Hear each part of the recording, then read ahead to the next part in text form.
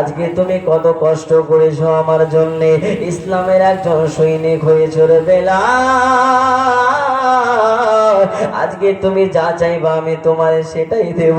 বেলাল বলে নবী গো, আমি তো আপনাকে ভালোবেসে এত কষ্ট করেছি গো নবী, আজকে যদি আপনার কাছে আমি চাওয়া পাওয়া করি গো ইয়া রাসূলুল্লাহ, কাল হাসরের ময়দানে আল্লাহ তাআলা আমারে বলবে বেলাল তুমি তো অনেক কষ্ট করেছো মাইয়ার ঘরে রে বেলাল, তবে কেন তুমি নবী মুস্তাফার কাছে নিয়ে এসো গো, এটা তো তোমার জন্য পরীক্ষা ছিল। বেলাল বলে নবী গো না না ইয়া রাসূলুল্লাহ, আপনার কাছে কিছু চাওয়া যাবে না। নবী আমার বলে বেলাল এটাই তোমার জন্য শেষ সুযোগ, বলো না রে বেলাল। বেলাল বলে ইয়া রাসূলুল্লাহ নবী গো, আপনি একবার নয় দুইবার নয় তিনবার বললেন নবী গো, আপনার কাছে আমি একটা জিনিস চাইবো গো নবী। আমার নবী বলে বেলাল বলো, তুমি যা চাইবা আমি তোমায় সেটাই দেব। বেলাল বলে ইয়া রাসূলুল্লাহ, আমি আপনার আগে জান্নাতে যেতে চাই। জোরে কি সুবহানাল্লাহ বলা যাবে না? ইয়া রাসূলুল্লাহ, আমি আপনার আগে জান্নাতে যেতে চাই গো নবী।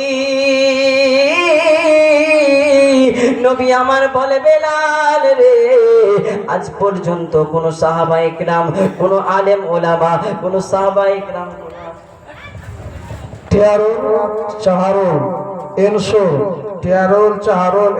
তোমরা জায়গাটার পাশে যাও, তোমাদের দরকার আছে।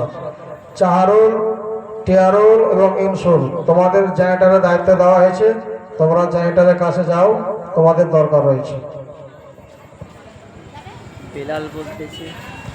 বেলাল বলতেছে ইয়া রাসূলুল্লাহ নবী গো, আজকে আপনার কাছে আমি চাইলাম গো ইয়া রাসূলুল্লাহ, আমি আপনার আগে জান্নাতে যেতে চাই গো নবী।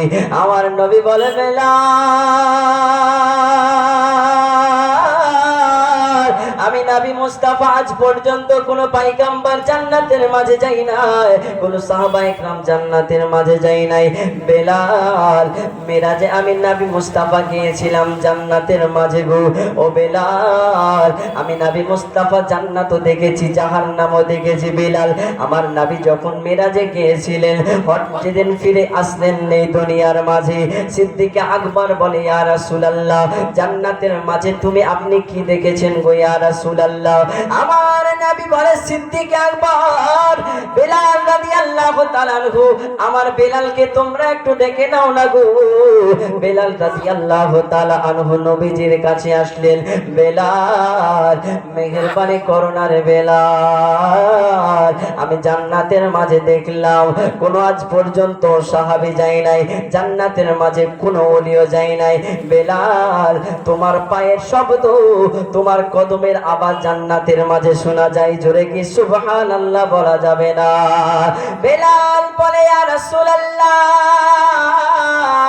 আমি আপনারে ভালোবাসি গো নবী।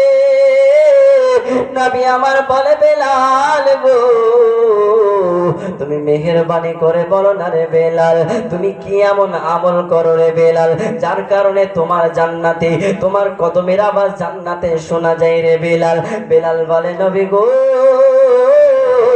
আমি জান্নাতের মাঝে ইয়া রাসূলুল্লাহ আমি এমন কোন আমল করি না গো নবী। আপনি যখন নামাজ পড়ে বেরিয়ে আসেন গো ইয়া রাসূলুল্লাহ, আপনার সঙ্গে সমস্ত সাহাবায়ে কিরাম কথা বলে, সিদ্দিক আকবর কথা বলে, ফারুক আযম কথা বলে, মাওলায়ে আলী কথা বলে। ইয়া রাসূলুল্লাহ আমি বেলাল আমার চেহারার মাঝে এতটা সৌন্দর্য নাই বলে নবী গো, আপনার সামনে যাওয়ার সুযোগ পাই না ইয়া রাসূলুল্লাহ, তাই দূর থেকে আপনার দিকে তাকায়া তাকায়া আপনার মুচকি হাসি দেখতেছি গো নবী, কারণ আমি আপনারে যে বড় ভালোবাসি গো নবী, বাবার চাইতে ভালোবাসি, মায়ের চাইতে ভালোবাসি। আমার নবী বলে বেলাল তোমার কদমের আওয়াজ জান্নাতে শোনা যায় রে বেলাল। বেলাল বলে ইয়া রাসূলুল্লাহ আমি নবীজি আমি বেলাল আপনার সামনে যেতে পারি না গো নবী, এই জন্য দূর থেকে আপনার মুচকি হাসিটা দেখি গো ইয়া রাসূলুল্লাহ, এবং 2 রাকাত নফল নামাজ পড়ি। জোরে কি সুবহানাল্লাহ বলা যাবে না? আমার বেলাল বলে নবী গো, আমি আপনার কাছে চাইলাম আপনার আগে জান্নাতে যাইব নবী গো, আপনি তো হলেন আখেরি জামানার পয়গম্বর, আপনি তো নবীদেরও সরদার, আপনি তো মা আমিনার লাল, আপনি তো মরুর দোলাল নবী গো। আজকে আপনার কারণে কুল কায়নাত সৃষ্টি হয়েছে ইয়া রাসূলুল্লাহ, আপনার কারণে জান্নাত সৃষ্টি হয়েছে, আপনার জন্য এত সুন্দর পৃথিবী সৃষ্টি হয়েছে, আপনার জন্য পৃথিবীর মানুষ সৃষ্টি হয়েছে ইয়া রাসূলুল্লাহ। আমি বেলাল ভুল করে ফেলেছি নবী গো, কারণ আমি বেলাল আপনার আগে জান্নাতে যেতে পারবো না। নবী আমার বলে বেলাল তুমি যখন চেয়েছো অবশ্যই আমি নবী মুস্তাফা জাত দেব।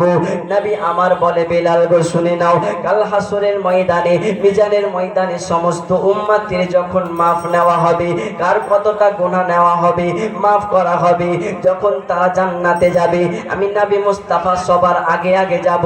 আমার পেছনে থাকবে 1,24,000 পয়গম্বরের অধিক, আমার পেছনে থাকবে ওলিয়ে একরামগণ, আলেমে একরামগণ। ও বেলাল যখন আমি আল্লাহর সঙ্গে দিদার করতে গেলাম, বেলাল আমি যেই বোরাকে চড়ে আল্লাহর সঙ্গে দিদার করতে গেছি, বোরাকটা আমারে বলতেছিল নবী গো আপনি যখন জান্নাতের মধ্যে যাবেন গো নবী, আমি বোরাক আমার পেটে আপনি সাওয়ার করবেন গো ইয়া রাসূলুল্লাহ। আমার বোরাক বলতেছে ইয়া রাসূলুল্লাহ নবী গো ঠিক আছে তোমার পেছনে পেটে চড়ে আমি সাওয়ার করব। নবী আমার বলতেছে বেলাল গো আমি যখন যেই বোরাকের পিঠে চড়ে সাওয়ার করব, আমি যখন যেই বোরাকের পিঠে চড়ে জান্নাতের মাঝে যাব রে বেলাল, তুমি সেই বোরাকের ড্রাইভার হয়ে যাবা। আর যখন জান্নাতের মাঝে যাই পড়ে বেলাল, জান্নাতের মাঝে প্রবেশ করার সঙ্গে সঙ্গে তুমি আগে যাইবা গো, আর আমি নবী রহমাতাল লিল আলামিন তোমার পেছনে যাব। জোরে কি সুবহানাল্লাহ বলা যাবে না?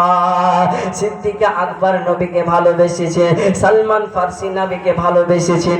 সালমান ফারসি রাদিয়াল্লাহু তাআলা আনহু কত কষ্ট করে নবীজির কাছে এসেছে, নবীজিকে পাওয়ার জন্য অনেক কষ্ট করেছেন।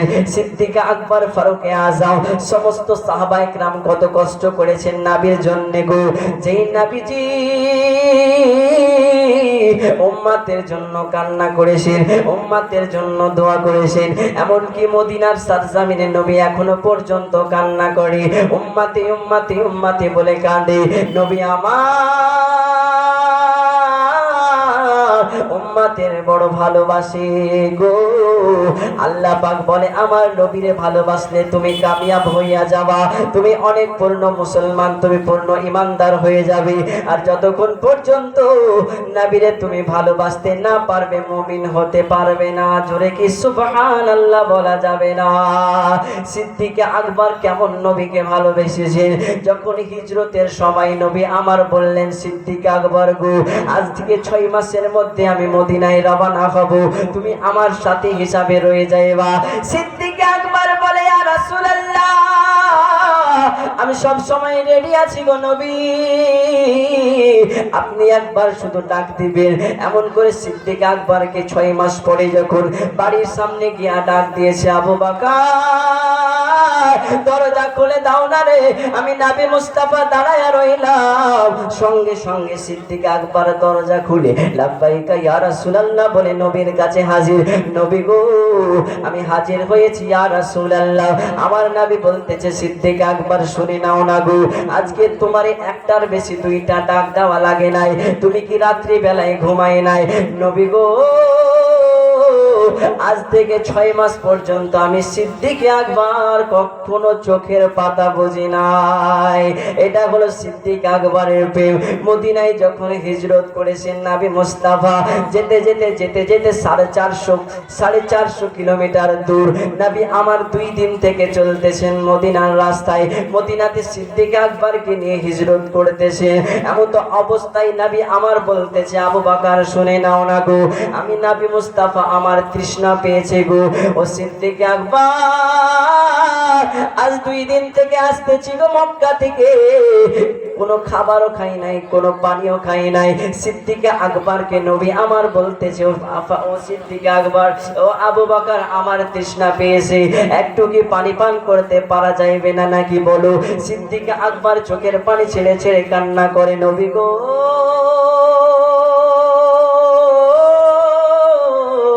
ইয়া রাসূলুল্লাহ নবী গো আমি সিদ্দিক আকবরও 2 দিন থেকে আসতেছি গো ইয়া রাসূলুল্লাহ আমার পেটেও কোনো খাবার যায় নাই আমার পেটের মধ্যেও কোনো পানি যায় নাই গো নবী কিন্তু যখন আমার খিদা লাগে গো ইয়া রাসূলুল্লাহ আপনার চেহারার দিকে দেখি গো নবী সঙ্গে সঙ্গে আমার খিদা ভুলে যায় আমার যখন তৃষ্ণা পেয়ে যায় নবী গো আপনার চেহারার দিকে তাকালে আমার খিদা তৃষ্ণা মিটে যায় গো নবী আমার নবী বলে সিদ্দিক আকবর আমি নবী বড় পিপাসিত আমারে পানি পান করাও সিদ্দিক আকবর বলে ইয়া রাসূলুল্লাহ আজকে আপনার চেহারাটা দেখতে অনেক ভালো লাগে নবী গো আজ 2 দিন থেকে আপনি চলাফেরা করতেছেন না জানি আপনি কত টায়ার্ড হয়ে গেছেন আপনি আমার পিঠ মুবারাকাই উঠে যান না গো ইয়া রাসূলুল্লাহ নবী আমার বলে না না সিদ্দিক আকবর এটা করা যাবে না কারণ তুমিও 2 দিনের বোকা আমি নবী মুস্তাফা 2 দিন থেকে কোনো খাবার খাই নাই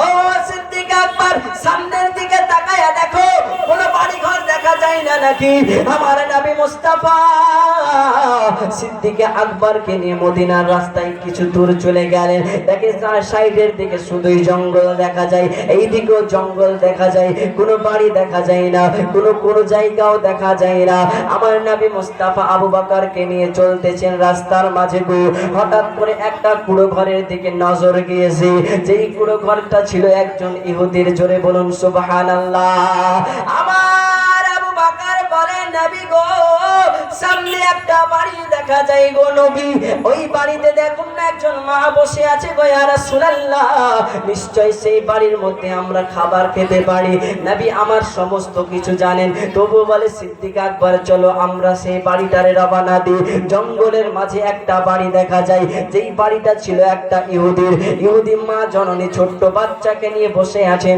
নবী আমার যেই মাত্র গিয়েছেন সিদ্দিক আকবর নবীজির সঙ্গে আছেন সেই মহিলা হিন্দু মহিলা নবীজির দিকে তাকায়া দেখে এত সুন্দর চেহারা আমি কোনোদিন দেখি না এত সুন্দর নূরানি চেহারা আমি কোনোদিন দেখি নাই এত সুন্দর নবী আমি কোনোদিন দেখি নাই কত মুসাফিরকে দেখলাম রাস্তা দিয়ে গেল আর আইলো কিন্তু এই রকম সুন্দর আমি মানুষ কখনো দেখি নাই সেই ইহুদি মহিলা মনে মনে চিন্তা করতেছে এই মানুষটাকে না জানি কতই সুন্দর সিদ্দিক আকবর বলে মা গো আজকে একটু পানি পান করাও না গো মা আমি বড় পিপাসিত রয়েছি আমার মুস্তাফা বড় পিপাসিত রয়েছে ও গো মা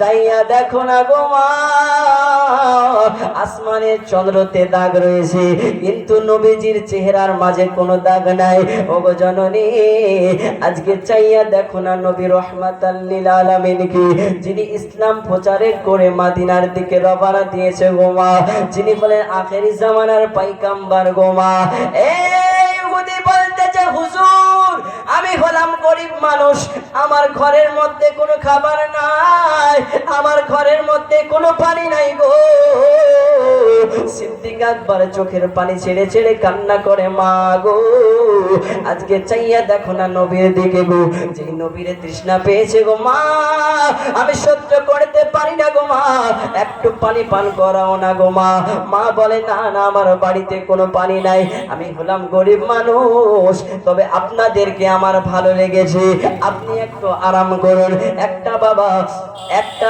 চাটাইয়ের মধ্যে বসতে দিলেন খেজুরের চাটাইয়ের মধ্যে মা জননী বসতে দিলেন নবী আমার বসে আছেন খেজুরের চাটাইয়ের মাঝে হঠাৎ করে বাবা সেই সিদ্দিক আকবর বলে উঠতেছে ও মা একটু ব্যবস্থা করা যাবে না পানির জন্য নবী আমার তৃষ্ণা তো একটু পানির ব্যবস্থা করে দাও না গো মা মা বলে আমরা হলাম গরিব মানুষ আমার সঙ্গে আমার ছোট্ট সন্তান রয়েছে এবং আমার প্রাণের স্বামী বকরি চড়াইতে বাইরে গিয়েছে আমার স্বামী বকরি চড়িয়ে খায় আমার স্বামী জঙ্গলে বকরি নিয়ে গেছে ও মা বারবার করে চাইয়া দেখো না গো মা এই যে রহমাতাল লিল আলামিন যিনি আখেরি জামানার পয়গম্বর যিনি হলেন দুনিয়ার সরদার যিনি হলেন জান্নাতের সরদার গো মা যিনি হলেন সমস্ত কুল কায়নাতের সরদার গো মা যিনি হলো আপনারও সরদার যিনি হলো সমস্ত কিছুর সরদার ও গো মা একটু পানি পান করাও না গো মা। সিদ্দিক আকবর বারবার করে বলে আমরা হলাম গরিব মানুষ, নাই কোনো পানি। সিদ্দিক আকবর বাবা চাটাই থেকে উঠে গেলেন। চাটাই থেকে উঠে যাওয়ার পরে এগিয়ে এগিয়ে বাড়িটা তন্ন তন্ন করে খুঁজতেছে, দেখতেছে বাড়ির মাঝে কোনো খাবার নাই। হঠাৎ করে একটা বকরি একটা ছাগলের দিকে সিদ্দিক আকবরের নজর গেছে। যেই ছাগলটা ছিল অসুস্থ, যেই ছাগলটা দুগ্ধ দিতে পারে না, যেই ছাগলটা অনেক দিন থেকে অসুস্থ রয়েছে, প্রায় মারাও যেতে পারে, এই রকম অবস্থাতে এমন সিদ্দিক আকবর গেলেন সেই বকরির কাছে। যাওয়ার পরে নবীকে আমার ডাক দিয়েছে, ইয়া রাসূলুল্লাহ, ও দয়ার নবী, এই বাড়ির মধ্যে কোনো খাবার পেলাম না, এই বাড়ির মধ্যে কোনো পানীয় পাওয়া গেল না। নবী গো, একটা অসুস্থ বকরি রয়েছে গো ইয়া রাসূলুল্লাহ। আমার নবী মুস্তাফা গেলেন সেই বকরির কাছে, যেই বকরি কোনোদিনও দুধ দেয় নাই, যেই বকরি এতটাই অসুস্থ চলাফেরা করতে পারে না। এই জন্য সেই ইহুদি ব্যক্তি ছাগলটারে চড়াতে নিয়ে যায় নাই। এই জন্য আমার নবী মুস্তাফা সিদ্দিক আকবরকে নিয়ে বকরিটার কাছে গেলেন। আর বকরিটার মাঝে নবীজির নুরানি হাত বোলায়া দিয়েছে। আর বকরিটার সঙ্গে সঙ্গে খাড়া হয়ে চিৎকার করতে লেগেছে। জোরে বলুন সুবহানাল্লাহ। কিন্তু মদিনা বলা আমার অন্তরে, সোনার মদিনা বহু দূরে, কিন্তু মদিনা ওয়ালা আমার অন্তরে। আরেকবার বলুন ইয়া রাসূলুল্লাহ। কিন্তু মদিনা ওয়ালা আমার অন্তরে, কিন্তু মদিনা ওয়ালা আমার অন্তরে।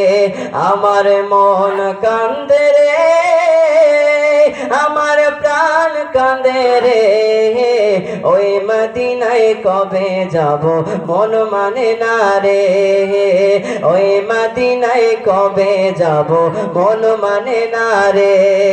সোনার মদিনা বহু দূরে, কিন্তু মদিনা ওয়ালা আমার অন্তরে, কিন্তু মদিনা ওয়ালা আমার অন্তরে। যে গিয়েছে একবার সোনার মদিনায়, তার জীবনে আর কোনো দুঃখ রইল না। বলুন সুবহানাল্লাহ। যে গিয়েছে একবার সোনার মদিনায়, তার জীবনে আর কোনো দুঃখ রইল না গো, তার জীবনে আর কোনো দুঃখ রইল না। আমার অন্তর জুড়ে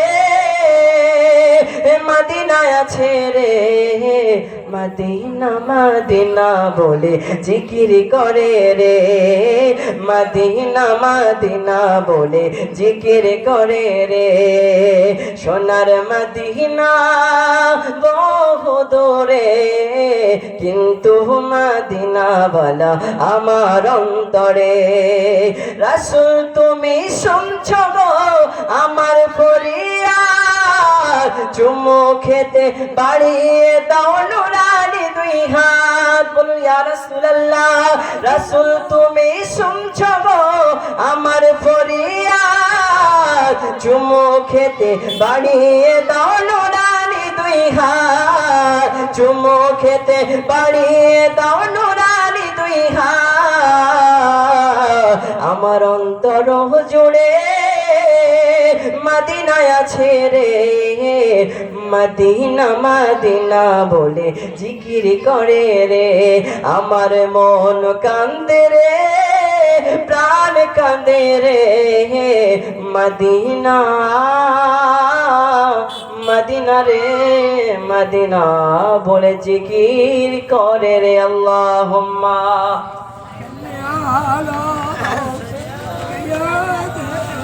মাওলানা ওয়ালা আলে মাওলানা মুহাম্মদ সাল্লাল্লাহু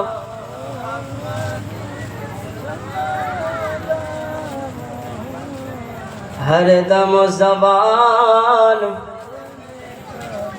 पाक नामे मोहम्मद, हर दम ज़बान शफियाना मोहम्मद। अल्लाहुम्मा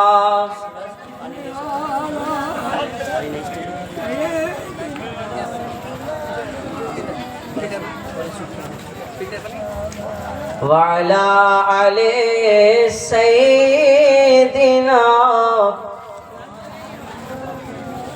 सल्लल्लाहु ताला अलैहि वसल्लम। যে রাসূলে পাকের নূরানি হাত মুবারক শুধু ছাগল বলে নয়, অন্য কারোর হাতেও যদি পড়ে তবুও সে সুস্থ হয়ে যায়। বলুন সুবহানাল্লাহ। সিদ্দিক আকবর বলতেছে, নবী গো,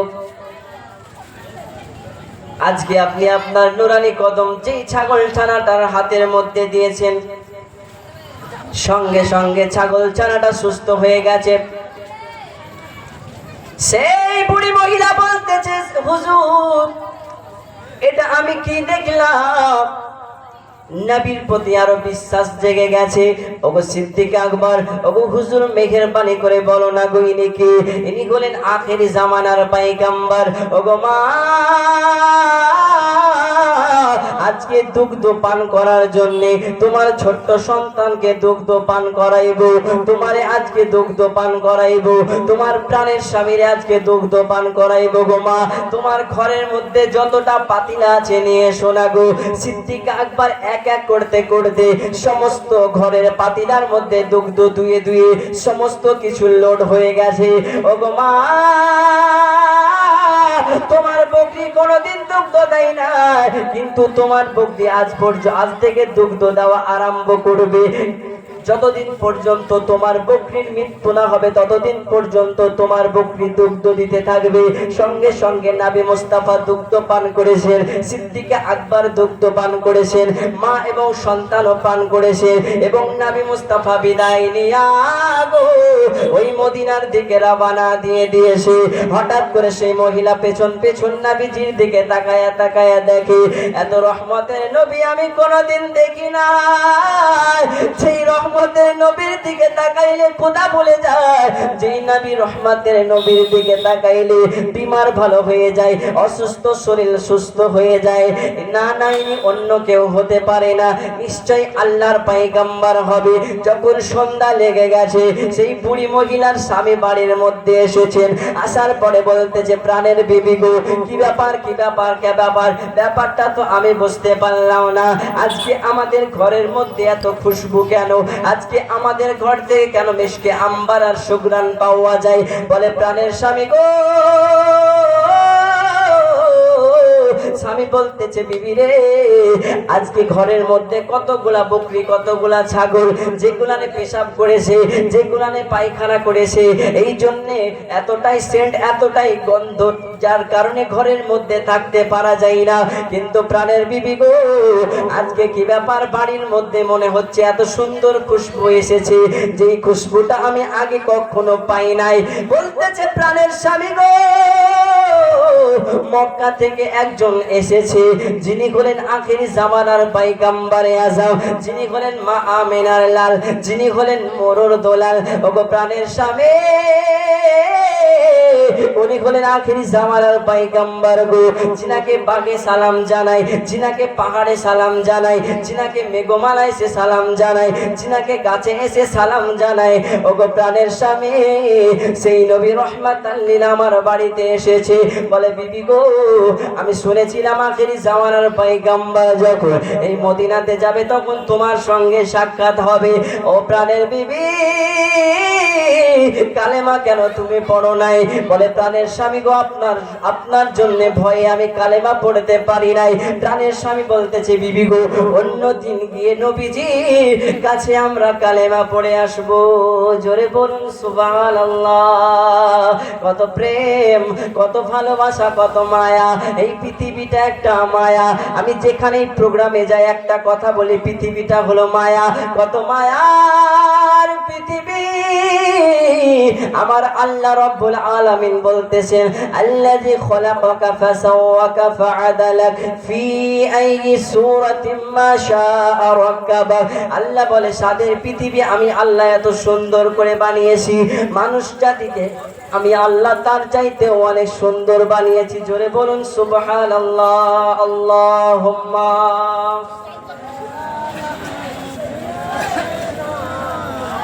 মাওলানা মুহাম্মদ ওয়া আলা আলিহি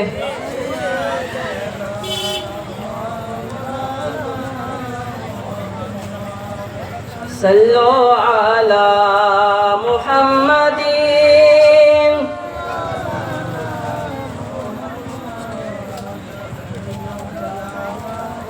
সেনেগালো পাক নামে হরদম জবান শফিয়ানা মুহাম্মদ সাল্লাল্লাহু তাআলা আলাইহি ওয়াসাল্লাম। এই ইসলামের জন্য সাহাবা ইকরাম কতই কষ্ট করেছে, কত মেহনত করেছে শুধু নবী মুস্তাফার ভালোবাসা পাওয়ার জন্য। তো নবী রহমাতাল লিল আলামিনকে ইসলামের জন্য, ইসলাম তো প্রচার করেছেন অনেক কষ্ট করে, তার সঙ্গে সঙ্গে অনেক যুদ্ধও করতে হয়েছে ইসলামকে বাঁচানোর জন্য। একটা যুদ্ধ হয়েছিল জঙ্গি খন্দকের যুদ্ধে। নবী আমার সমস্ত সাহাবা ইকরাম 1000 সাহাবা নিয়ে গিয়েছিলেন, আর কাফেররা ছিল 3000-এর অধিক, 3000-এরও বেশি। বলুন সুবহানাল্লাহ। এমতো অবস্থায় নবী আমার বলতেছেন সাহাবা ইকরাম দাঁড়াও, এটাই হলো খন্দকের মাঠ, যেখানে ইসলামের জয় হবে, ইসলামের প্রচার হবে, ইসলামের সুন্দর জয় হবে। সাহাবা ইকরাম বলে ইয়া রাসূলুল্লাহ, নবী গো এখানে ইসলামের প্রচার হবে গো ইয়া রাসূলুল্লাহ নবী, কিন্তু আমরা যে জায়গার মধ্যে রয়েছি জায়গাটা নিরাপদ নয়, যদি তীর নিক্ষেপ করে আমাদের সিনায় এসে লেগে যাবে নবী গো। কিন্তু কাফেররা সুন্দর একটা জায়গার মধ্যে এসে যে পাহাড়ের আড়াল থেকে আমাদের প্রতি হামলা করবে। নবী আমার বলে ও সাহাবা একরাম শুনে নাও না গো, আজকে আমরা ইসলামের জন্য যুদ্ধ করতে এসেছি। সাহাবা একরাম রাদিয়াল্লাহু তাআলা আনহু নবীজির কাছে গেলেন। নবী আমার বলতেছেন ও সাহাবা একরাম তোমরা একটা করে কুদাল নিয়ে এসো, এবং একটা করে কুদাল নিয়ে আসা হলো। এই রকম করে কুদাল নিয়ে এসে ওই যে বাবা জঙ্গে খন্দকের ময়দানে নবী আমার ছোট্ট ছোট্ট করে গর্ত করতেছেন, কেননা সাহাবা ইকরাম সেই গর্তের মধ্যে একটা একটা করে চুপিয়ে থাকবে, যাতে করে কাফেরেরা যদি তীর নিক্ষেপ করে দেয় সাহাবা ইকরামের বুকের মধ্যে না লেগে যাতে চলে যায়। ও নবী, নবী আমার পেটের মধ্যে পাথর বাঁধিয়া গর্তগুলা করতেছে। নবীজির আমার একজন সাহাবী জিনার নাম হলো আবু কাতাদা, ইনি বলতেছেন নবীজির পেটের মধ্যে পাথর বাঁধা দেখেছে। আজকে আমার রহমাতাল লিল আলামিন না জানি 2-3 দিন থেকে মনে হয় খাই নাই, মনে হয় পেটের মধ্যে পাথর বাঁধা দেখা যায়, 1টা থেকে 3টা পাথর বাঁধা আছে। ও আবু কাতাদা ডাক দিয়ে বলতেছে একজন সাহাবী জিনার নাম হলো হযরতে জাবের রাদিয়াল্লাহু তাআলা আনহু। জোরে বলুন সুবহানাল্লাহ। ডাক দিয়ে বলে ভাই যাবে ওই যে তাকায়া দেখো না গো, নবী রহমাতাল লিল আলামিনের পেটের মাঝে পাথর দেখা যায়, আমি তো সহ্য করতে পারি না রে, চোখের পানি ছেড়ে ছেড়ে কান্না করতেছি। ও ভাই জাবের তোমার বাড়ি তো এখান থেকে বেশি দূরে নয়, তোমার বাড়ি তো এখান থেকে বেশি দূরে নয়, তুমি বাড়ি গিয়ে একটা ছোট্ট খাবারের ব্যবস্থা করো না গো, আমার নবীর জন্য 2টি খাবারের ব্যবস্থা করে দাও না গো। রহমতের নবীর দিকে চাইয়া দেখো না গো, কত সুন্দর নবী, মুখের মধ্যে মুচকি হাসি নিয়ে, জবানের মধ্যে মুচকি হাসি নিয়ে গর্তগুলা খুলতেছেন। এমন তো অবস্থায় সাহাবা একরাম আবু কাতাদা চোখের পানি ছেড়ে ছেড়ে কান্না করে হযরতে জাবেরকে বারবার করে রিকোয়েস্ট করে ভাই তুমি তাড়াতাড়ি করে নবীজির জন্য খাবারের ব্যবস্থা করে দাও, নবীজি কষ্ট আমি সহ্য করতে পারি না। ও জাবের ভাই তুমি তোমার বাড়িতে খাবারের আয়োজন করো, নবীকে তুমি দাওয়াত করে দাও। বলে ভাই শুনে নাও, আমি বাড়িতে সর্বপ্রথমে দেখে আসবো আমার বাড়িতে কোনো খাবার আসেনি নাকি। আমার বাড়িতে যদি কোনো খাবার না থাকে, নবীজিকে দাওয়াত করা আমার ভুল হয়ে যাবে। সর্বপ্রথমে আমি বাড়িতে যাব, বাড়িতে যাওয়ার পরে আমি চেক করব আমার বাড়িতে কোনো খাবার আসেনি নাকি। এদিকে আমার নবী মুস্তাফা ওই গর্তগুলো একটা একটা করে খুঁড়তেছে। হঠাৎ করে বাবা হযরতে জাবের রাদিয়াল্লাহু তাআলা আনহু বলতেছে, নবী গো, ইয়া রাসূলুল্লাহ, আমার বাড়িতে একটা ছোট্ট কাজ পড়েছে গো নবী, মেহেরবানি করে আপনার কাছে আমি একটু ছুটি চাইছি গো ইয়া রাসূলুল্লাহ। আমার বাড়ির মধ্যে কিছু কাজ আছে। নবী আমার সেই জাবেরের মনের খবর জানে কি জানে না। ও জাবের,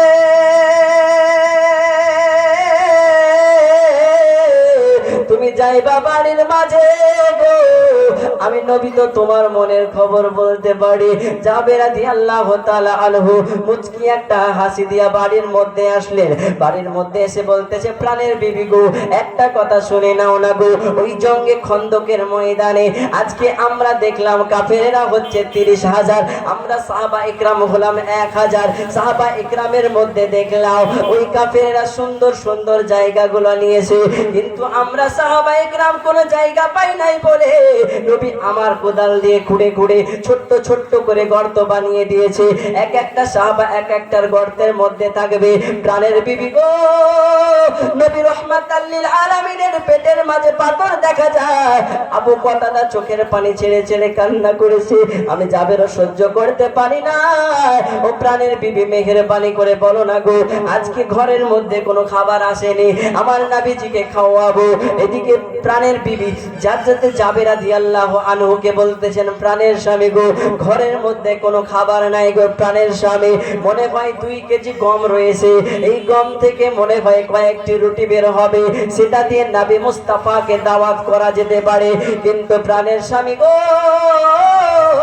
রুটি খেতে গেলে তো সবজির প্রয়োজন আছে গো প্রাণের স্বামী, আমার তো কোনো সবজি নাই, ঘরের মধ্যে তো টাকা নাই, ঘরের মধ্যে ডাল নাই, চাল নাই, আলু নাই, পটল নাই, কিছুই নাই, কোনো রকমের কোনো সবজি নাই।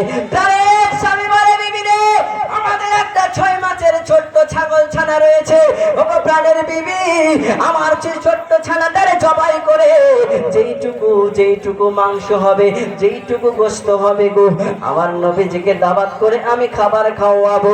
বিবি রে, তুমি মেহেরবানি করে সেই জও থেকে আটা বের করে রুটি বানাও, ছাগলটারে আমি জবাহ করব। কিন্তু বিবি রে, আমি নবীজিরে সর্বপ্রথমে দাওয়াত করে আসি। এবার বাবা জাবের রাদিয়াল্লাহু আনহু এক পা দুপা করে চলতেছেন। ওই যে নবীর দরবারে হাজির হলেন, জঙ্গে খন্দকের মাঝে হাজির হলেন, ডাক দিয়ে বলতেছে, ভাই কতাদা গো, আজকে নবীকে পার্সোনাল ভাবে দাওয়াত করতে হবে। নবী আমার যাতে একা যায়, সঙ্গে 2 জন সাহাবা ইকরাম গেলে হবে, সঙ্গে সিদ্দিক আকবর, ফারুকে আযম, মাওলায়ে আলী উমরে ফারুক, এই 4 জন, সেই 4 জন সাহাবাকে নিয়ে আমার নবী 5 জন মিলে 5 জনকে যেতে বলতে হবে। ভাই কতাদা বলতেছে, সিদ্দিক আকবর কতাদা রাদিয়াল্লাহু তাআলা আনহু বললেন, ও ভাই জাবির শুনে নাও না গো, পার্সোনাল গিয়ে নবীরে ডেকে তুমি পার্সোনাল ভাবে দাওয়াত করে দেবে, সঙ্গে সঙ্গে বলে দেবে, নবী গো, আপনার দাওয়াত রইল ইয়া রাসূলুল্লাহ। তবে সমস্ত সাহাবা ইকরামের নয়, শুধুমাত্র আপনার, সিদ্দিক আকবরের, মাওলায়ে আলী উমরে ফারুক এবং হযরতে 4 জন সাহাবাকে নিয়ে আপনি 5 জন মিলে যাবেন গো ইয়া রাসূলুল্লাহ। নবী আমার বলতেছেন, ঠিক আছে। আবু কতাদা রাদিয়াল্লাহু তাআলা আনহু এবং জাবের রাদিয়াল্লাহু তাআলা আনহু নবীজিকে দাওয়াত করে দিয়ে আবার বাড়ির মধ্যে দৌড়াতে আসলেন। আসার পরে বলতেছে, প্রাণের বিবি গো, জও থেকে তুমি রুটি বের করো, জও থেকে হয়তো 1 কিলো আটা বেরিয়েছে। ও প্রাণের স্বামী, 1 কিলো আটা বের হয়েছে গো প্রাণের স্বামী, কোন রকমের 1 থেকে 2-3 জনের খাওয়া দাওয়া হয়ে যাবে। প্রাণের স্বামী আপনি সবজির ব্যবস্থা করে দিন না গো। সে জাবের রাদিয়াল্লাহু তাআলা আনহু ঘরের সেই 6 মাসের ছোট্ট ছাগল ছানাটারে জবাহ করলেন এবং তার বড় ছেলে হযরতে জাবের রাদিয়াল্লাহু তাআলা আনহুর বড় ছেলেটা এই জবাহ করা দেখতেছেন। এদিকে হযরতে জাবের রাদিয়াল্লাহু তাআলা আনহু প্রাণের বিবিকে বলতেছে আমি আবার নবীজির কাছে গেলাম, নবীরে জানায়া দিবা। প্রাণের বিবি বলে নবীরে জানায়া দেবা যে ঘরে খাবার কম, ঘরে খাবার কম, তাই কম মানুষ যাতে আসে ইয়া রাসূলুল্লাহ, নয়তো যদি সবাই 1000 সাহাবা আসে জায়গা দেওয়া অসম্ভব, বসাও অসম্ভব এবং খাওয়াটাও অসম্ভব। তুমি কি বলেছো নবীকে? বলে বিবি এখন গিয়ে তাড়াতাড়ি করে বলে দেব যে ইয়া রাসূলুল্লাহ আপনি যাবেন, সঙ্গে আরো 4 জন সাহাবাকে নিয়ে যাবেন, 5 জন যাবেন, পার্সোনাল বলে যাবেন।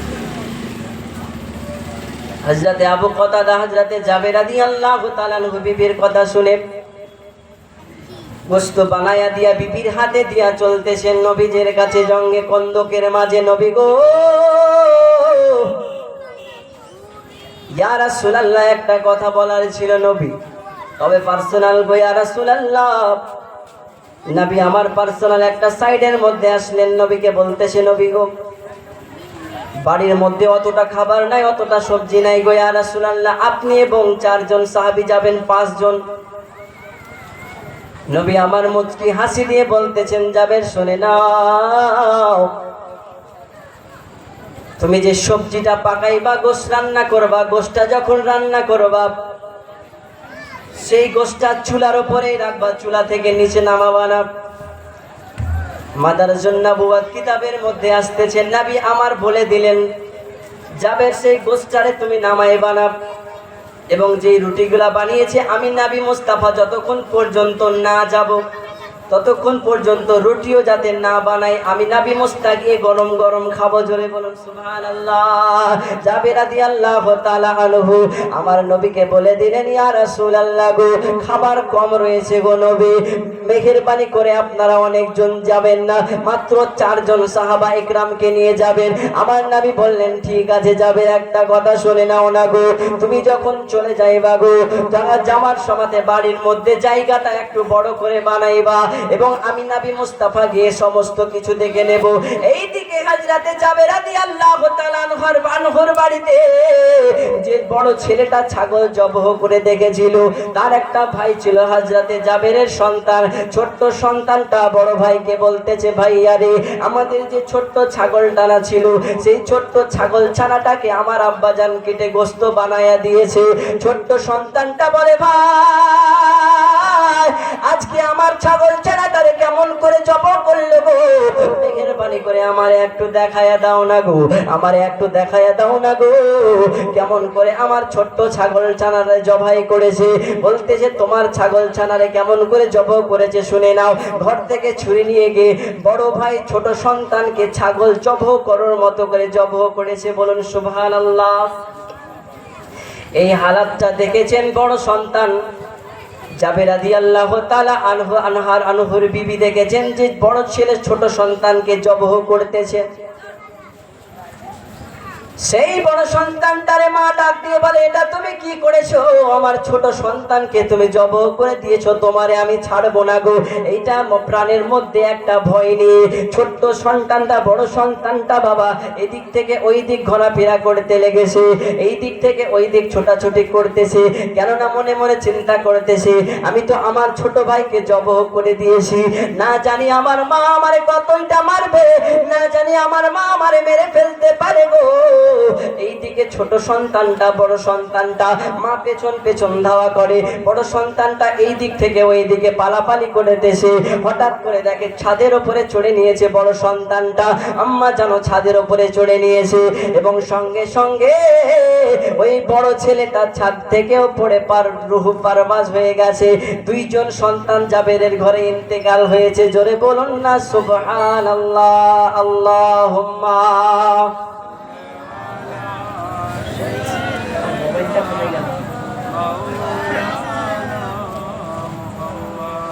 وعلى عليه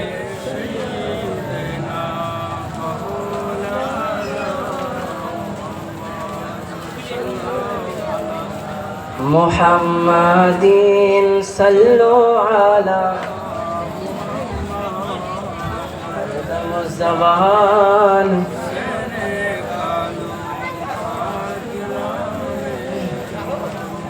হরদম জবান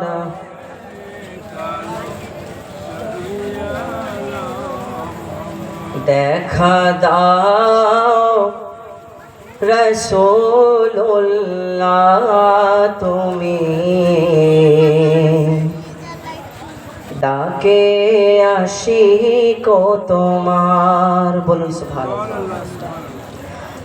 আছো জেগে মদিনায় তুমি, ডেকে নাও রওজা তোমার। রাসূলুল্লাহ কি উপায় হবে আমার, দেখা দাও রাসূলুল্লাহ তুমি, কাঁদে আশিক তোমার। দেখা দাও রাসূলুল্লাহ তুমি, ডাকে আশিক তোমার। আর একবার দুসরে পড়ো আল্লাহুম্মা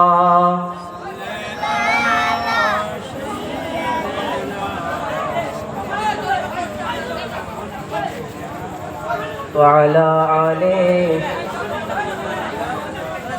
مولانا محمد صلوا على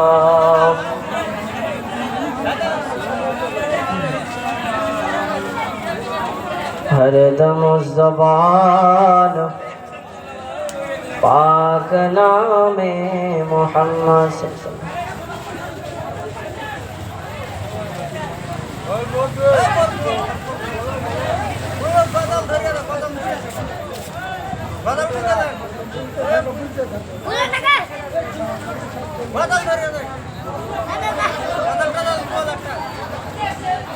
झमेला किसे লাগছে?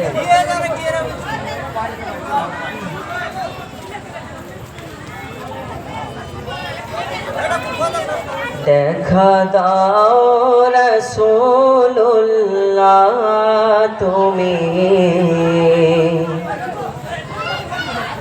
ডাকে আশিক তোমার।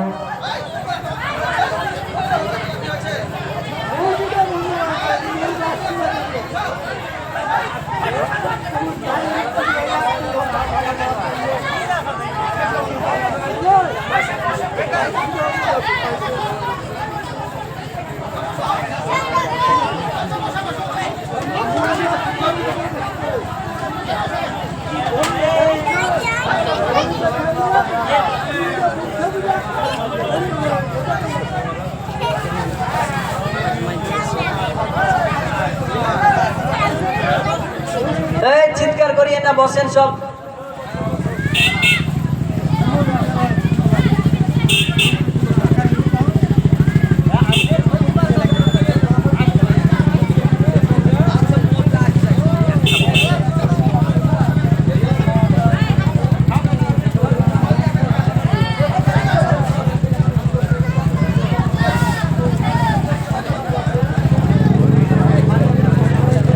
اللهم صل على مولانا محمد وعلى الله تعالى আনহা আপনার কাছে কালেমা পড়ব, বলুন সুবহানাল্লাহ। এই জন্য নবী আমার সর্বপ্রথমে তায়েফের ময়দানে গিয়েছেন ইসলাম প্রচার করার জন্য। তায়েফের মানুষেরা ছোট্ট ছোট্ট বাচ্চাদেরকে বলেছেন, নবী মুস্তাফা পাগল এসেছে, তোমরা তাকে ঢিল মারো। নবী মুস্তাফাকে ঢিল মেরে রক্তাক্ত অবস্থায় নবী মুস্তাফা তবু বসে বসে উম্মতি উম্মতি করে কেঁদেছেন। আল্লাহ রাব্বুল আলামিন বলে, পৃথিবীর মানুষ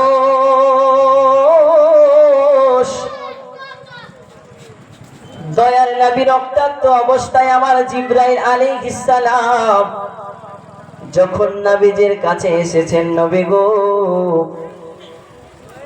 আপনার তাইফের মানুষ অনেক কষ্ট দিয়েছে ইয়া রাসূলুল্লাহ, আমি জিবরাইল যদি বলেন আমি সকলকে ধ্বংস করে দেব, বলুন সুবহানাল্লাহ। কিন্তু নবী আমার বলতেছে, ওরে জিবরাইল শুনে নাও না গো, আজকে ছোট বাচ্চা মানুষ ভুল করে দিয়েছে, নিশ্চয় তারা কালেমা পড়বে। এমন তো অবস্থায় নবী আমার বাড়ির মধ্যে ফিরে আসলেন। ইসলাম গ্রহণ তখন কেউ অবস্থায় আসে নাই। এক এক করতে করতে এক একটা সাহাবী বাবা ইসলাম গ্রহণ করতে আরম্ভ করে দিয়েছেন। নবীর সাহাবী হযরতে আবু বকর সিদ্দিক রাদিয়াল্লাহু তাআলা আনহু একদিন বিছানার মধ্যে শুয়ে আছেন। হঠাৎ করে আসমানের চন্দ্র স্বপ্ন যুগে দেখতেছে সিদ্দিক আকবরের বুকের মধ্যে চলে এসেছে। সিদ্দিক আকবর হঠাৎ করে স্বপ্নের মধ্যে দেখে সেই চন্দ্রটা যেই মাত্র বুকের মধ্যে এসেছে, বুকের মধ্যে যাওয়ার পরে আবার সেই চন্দ্রটা মদিনার দিকে চলে গেছে। সঙ্গে সঙ্গে সিদ্দিক আকবর সকাল বেলায় উঠে গিয়া একজন পুরোহিতের কাছে গেছেন, একজন রাহিবের কাছে গেছেন। ডাক দিয়ে বলতেছে, হুজুর আজকে আমি একটা স্বপ্ন জগতে স্বপ্ন দেখেছি গো হুজুর, আমি এই রকম স্বপ্ন কোনোদিন দেখি নাই। এবারে সিদ্দিক আকবর তুমি শুনে নাও, তুমি যে স্বপ্নটা দেখেছো আসমানের চন্দ্র তোমার বুকের মাঝে আসলো গো, আসমানের চন্দ্রটা আবার মদিনায় ফিরে গেল, এটা কোনো মামুলি স্বপ্ন হতে পারে না। ও আবু বকর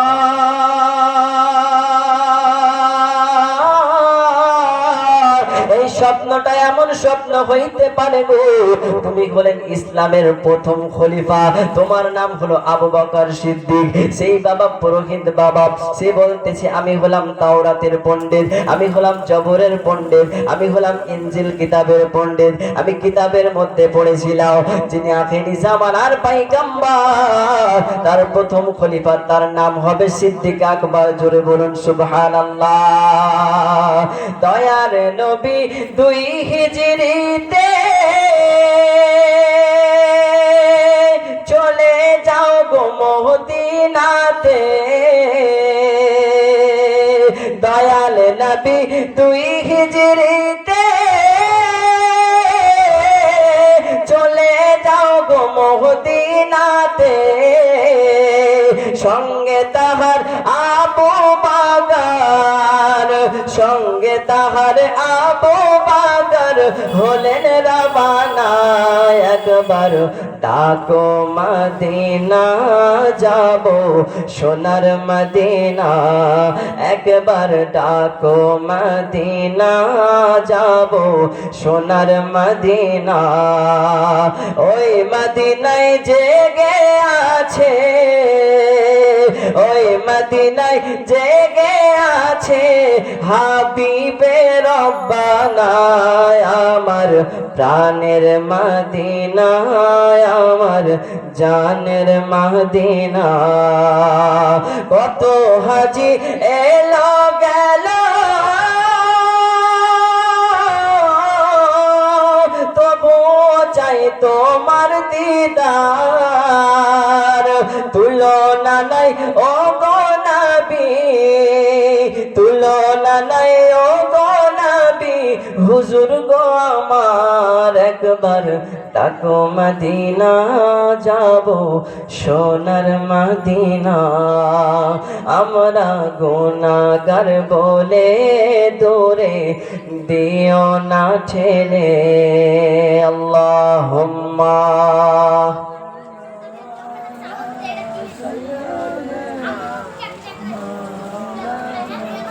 মুহাম্মদ ওয়া আলা আলি সাইয়্যিদিনা মুহাম্মদ সাল্লাল্লাহু আলা হরদম জবান সাল্লাল্লাহু আলাইহি ওয়াসাল্লাম। তো সিদ্দিক আকবর সেই পুরোহিত সেই রাহিবের কাছে, রাহিব বলতেছে সিদ্দিক আকবর যিনি এই স্বপ্ন দেখবে তিনি হলো প্রথম খলিফা আবু বকর সিদ্দিক। তো তো বলতেছে তুমি নবী মুস্তাফার কাছে যাও এবং কালেমা পড়ে নাও। সিদ্দিক আকবর রাহিবের কথা শুনে এক পা দুপা করে নবীজির তালাশ করতে লাগলেন। আখেরি জামানার পাইগাম্বার কোথায় আছে খুঁজে পাওয়া যায় না গো। এই মক্কার জমিনে কতই মানুষ, কিন্তু কাউকে আমি নিজের মতো করে পাইলাম না। মক্কার জমিনে অনেক মানুষ রয়েছে, কেউ বাবা মদখোর, কেউ আবার সুদখোর, কিন্তু নবীজিকে আমি খুঁজে খুঁজে পেলাম না। সিদ্দিক আকবর এমন করে নবীজির তালাশ করতে লেগেছেন। একদিন দুই দিন কেটে গেল। হঠাৎ করে সিদ্দিক আকবর একদিন শুনতে পেলেন একজন আল আমিন নামের মানুষ, একজন আল আমিন নামের নবী এসেছে, যিনি হলো সত্যবাদী। সিদ্দিক আকবর মনে মনে চিন্তা করতেছেন ইনি হবে আখেরি জামানার পয়গম্বর, ইনার কাছে গিয়ে আমি কালেমা পড়ে নেব। আমার বাবারা, সিদ্দিক আকবর মনের মধ্যে বিশ্বাস নিয়া গো নবীর দরবারে চলে গেল। নবী গো, আপনার দরবারে এসেছি ইয়া রাসূলুল্লাহ, আজকে কয়েকদিন থেকে আপনারে খুঁজে খুঁজে বেড়াই গো নবী, কিন্তু আপনার তালাশ পাইলাম না। নবী গো, আজকে আপনার কাছে আমি কালেমা পড়তে চাই, কিন্তু নবী আমার একটা শর্ত আছে। পয়গম্বরে আজার নবী মুস্তাফা, পয়গম্বরে আজম নবী মুস্তাফা বলতে সিদ্দিক আকবর শুনে নাও গো, আজকে তুমি যে কথাটা বলবে আমি তোমার কথা রাখতে চাই। সিদ্দিক আকবর বলে ইয়া রাসূলুল্লাহ, আপনি হলেন নবী মুস্তাফা, আপনি হলেন আল্লাহর পয়গম্বর, কিন্তু ইয়া রাসূলুল্লাহ নবী গো, আপনার আমি একটা অলৌকিক ঘটনা দেখতে চাই। হ্যালো,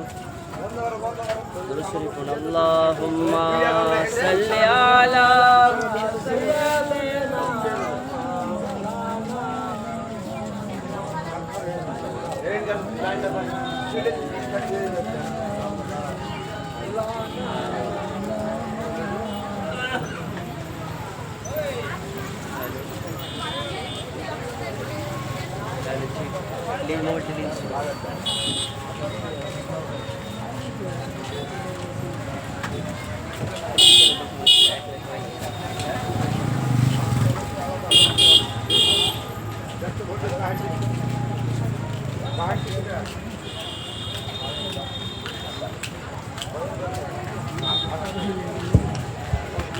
هالجيك درس يقول اللهم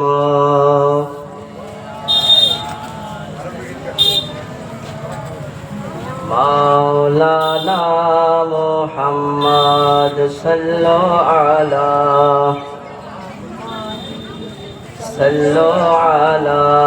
محمد से निकालो पाक नामे हरदम ज़बान शफियाना मुहम्मद। मानुष कोई जाए रे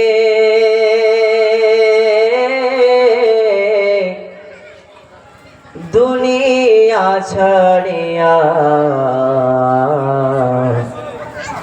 मस्जिदेर पालकी आईना दोला दई सजाया तारे जनमेर লাগিয়া। বলুন সুবহানাল্লাহ।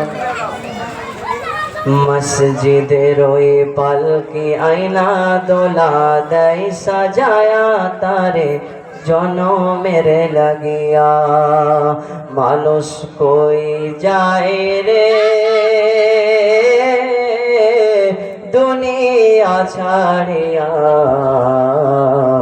मस्जिदेर पालकी आईना दोला दई सजाया तारे জনমের লাগিয়া মসজিদের ওই পালকি আয়না দোলা দেয় সাজায়া তারে জনমের লাগিয়া এই বাড়ির লাগিয়া কত করলাম মারামারি মামলা মোকদ্দমা কইরা ফরাইলা রে করে কালকে তুমি যাবে চলে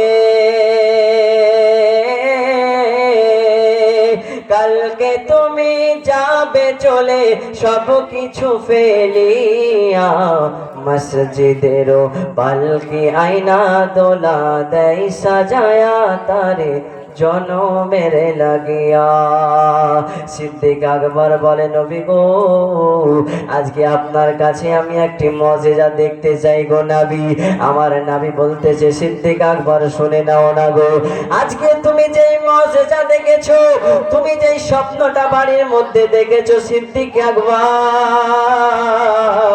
আমি নবী মুস্তাফা তোমার পাশে দাঁড়ায়া ছিলাম জোরে বলুন না সুবহানাল্লাহ আবু বকর সিদ্দিক বলে ইয়া রাসূলুল্লাহ আপনার প্রতি আমি বিশ্বাস নিয়েছি গো নবী মেহেরবানি করে আমারে কালেমা পড়ায়া দাও না গো আমার নবী মুস্তাফা সিদ্দিক আকবরকে কালেমা পড়াই লা ইলাহা ইল্লাল্লাহ মুহাম্মাদুর রাসূলুল্লাহ জোরে বলুন সাল্লাল্লাহু তাআলা আলাইহি ওয়াসাল্লাম সিদ্দিক আকবর নবীজির কাছ থেকে কালেমা পড়ে নিয়ে বাড়ির মধ্যে চলে আসলেন সমস্ত মক্কার মানুষ জানাজানি হয়ে গেল নবীর সাহাবী হয়েছে সিদ্দিক আকবর যিনি কালেমা পড়ে মুসলমান হয়েছে অন্য সিদ্দিক আকবরকে তোমরা মেরে ফেলে দাও না রে সিদ্দিক আকবরের শরীরে আঘাত করো তোমরা সিদ্দিক আকবরকে আর বাঁচতে দেওয়া হবে না কেননা তিনি কালেমা পড়ে মুসলমান হয়ে গেছে তিনি ইসলামের একজন সৈনিক হয়ে গেছে না না তারে আর বাঁচতে দেওয়া যাবে না এই রকম করতে করতে বাবা সিদ্দিক আকবর একদিন রাস্তা দিয়ে চলে যাচ্ছেন কিছু ইহুদি খ্রিস্টান সিদ্দিক আকবরের শরীর মোবারকায় পাথর নিক্ষেপ করতেছে সিদ্দিক আকবর আল্লাহ আল্লাহ বলে জিকির করে ইয়া রাসূলুল্লাহ আল মাদাদ নবী গো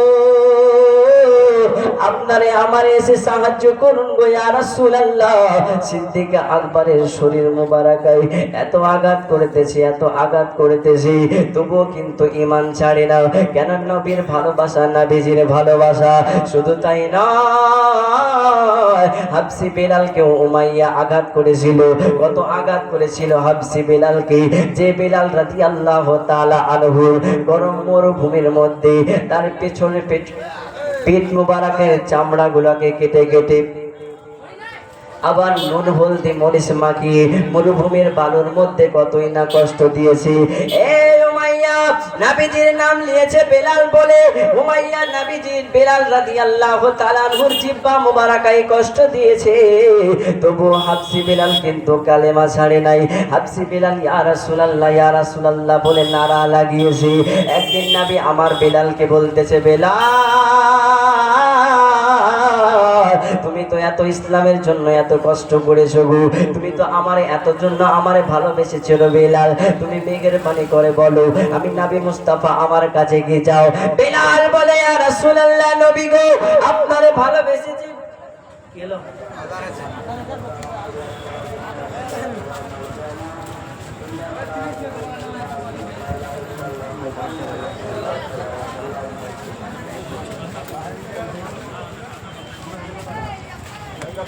दूसरे बोल अल्लाहुम्मा सल्ली अला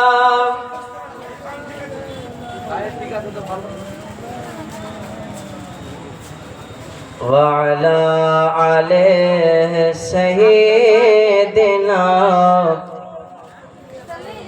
सल्लल्लाहु अलैहि वसल्लम बिलाल গেছে নবীর কাছে নবী গো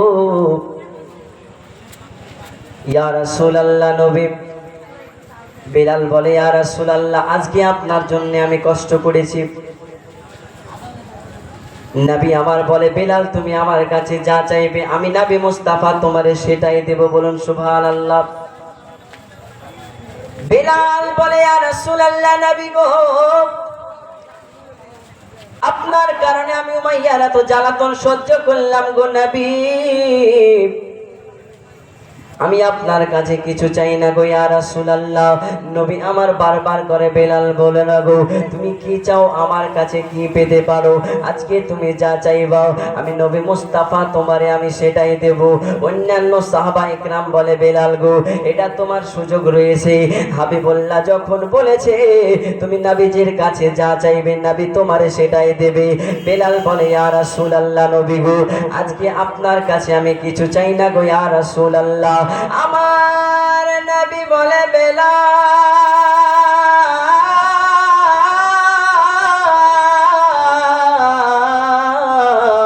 আজকে তুমি যা চাইবা আমি নবী তোমারে সেটাই দেব। বেলাল গো আজকে তুমি কত কষ্ট করেছো আমার জন্য, ইসলামের একজন সৈনিক হয়েছো রে বেলাল, আজকে তুমি যা চাইবা আমি তোমারে সেটাই দেব। বেলাল বলে নবী গো আমি তো আপনাকে ভালোবেসে এত কষ্ট করেছি গো নবী, আজকে যদি আপনার কাছে আমি চাওয়া পাওয়া করি গো ইয়া রাসূলুল্লাহ কাল হাসরের ময়দানে আল্লাহ তাআলা আমারে বলবে বেলাল তুমি তো অনেক কষ্ট করেছো মাইয়ার ঘরে রে বেলাল, তবে কেন তুমি নবী মুস্তাফার কাছে নিয়ে এসো গো, এটা তো তোমার জন্য পরীক্ষা ছিল। বেলাল বলে নবী গো না না ইয়া রাসূলুল্লাহ আপনার কাছে কিছু চাওয়া যাবে না। নবী আমার বলে বেলাল এটাই তোমার জন্য শেষ সুযোগ, বলো না রে বেলাল। বেলাল বলে ইয়া রাসূলুল্লাহ নবী গো আপনি একবার নয় দুইবার নয় তিনবার বললেন নবী গো আপনার কাছে আমি একটা জিনিস চাইবো গো নবী। আমার নবী বলে বেলাল বলো তুমি যা চাইবা আমি তোমারে সেটাই দেব। বেলাল বলে ইয়া রাসূলুল্লাহ আমি আপনার আগে জান্নাতে যেতে চাই, জোরে কি সুবহানাল্লাহ বলা যাবে না? ইয়া রাসূলুল্লাহ আমি আপনার আগে জান্নাতে যেতে চাই গো নবী। নবী আমার বলে বেলাল রে আজ পর্যন্ত কোন সাহাবা ইকরাম কোন আলেম ওলামা কোন সাহাবা ইকরাম